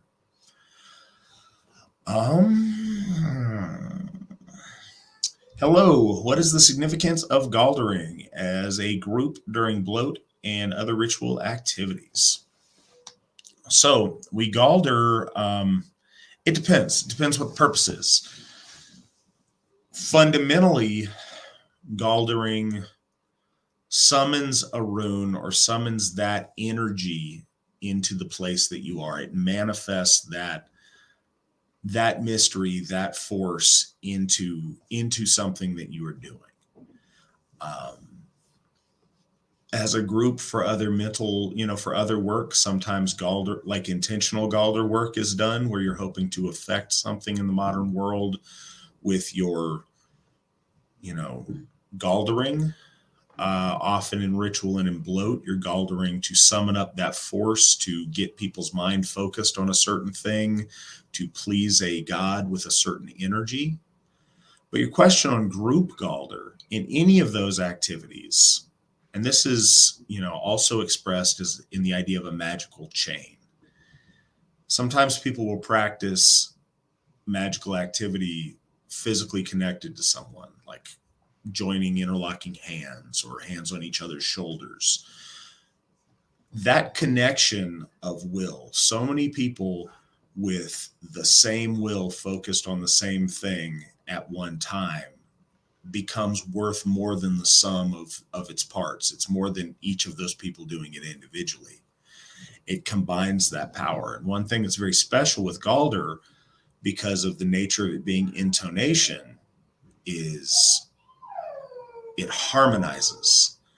And when all of those voices literally ebb and flow together in harmony of the same intonation, it's not only is it beautiful, but it's very magically powerful. And I think folks who've been involved in that can feel some of that from time to time. But yeah, I think that's the direct answer on that. From Josh, Mike, I miss the South. If I come to visit y'all, can we make cheese biscuits? So first off, Josh, buddy, take out that word if and put when you come to visit us. You need to come down here, bud. Absolutely. I'll if you tell me when you're going to be here, I'll put on a class on how to actually make biscuits. Cheese biscuits are, they're very easy. There's multiple ways to do cheese biscuits. We'll do a class. That's going to be the easier way to do it. Biscuits are fun. There you go. Biscuit making class at Njordshof. Yes, sir. All right. Next question. How's our baby count this year? For all pregnant AFA ladies with morning sickness / digestion issue, use B1 vitamins. Food rich with B1 is better. It should help you. speaking from experience. So consider that, ladies, and wish I had a good count on the babies this year. We're doing really good. We got tons of pregnant ladies. We're rolling on it. The person I would ask is my wife. We've had 3 born so far, says Nick, with the like quick draw answers on here, which is cool. But we've got a bunch that are due. So we're doing really good on that. My wife would tell me, but she is currently bathing our child. She cannot be reached for comment right now. We've got a baby shower at RO Star this weekend. There you go. We're just, was cool at Ostar at Thorshoff. We had tons of little kids playing with it. We had a bunch of little kids playing with each other. We had 2 little babies in arms. We had one very pregnant lady that's due very soon. So we're doing great in that regard. Looks like last question of the night. Mike, what are you drinking? I'm a huge fan of Doppels and Dunkels. I'm a dark beer guy. A Dunkel lager. Very well. I have yet to meet a Dunkel I didn't like out of my tavern style glass. Beeswax coated on the inside to keep from leaking. So old school style. That's yeah, it was either going to be this or Pabst Blue Ribbon for some reason, because I absolutely love Pabst Blue Ribbon. I've been drinking Blue Moon because that's what was left here by a gentleman and new member who attended our last moot here. Mike, thank you so much. It's been a pleasure having you on the program. Hopefully everybody's learned a little bit about Raud the Strong and are prepared to celebrate him on the 9th of January next year. Yeah, thank you very much for joining us. It was good to Absolutely. have you, Mike. Yes, sir. All right, guys. Well, I will see you all next week. Same time, same place. I will be talking to Witten Svan, and I believe we'll be talking about Forseti. Until then, hail the gods, hail the folk, hail the AFA, and remember, victory never sleeps.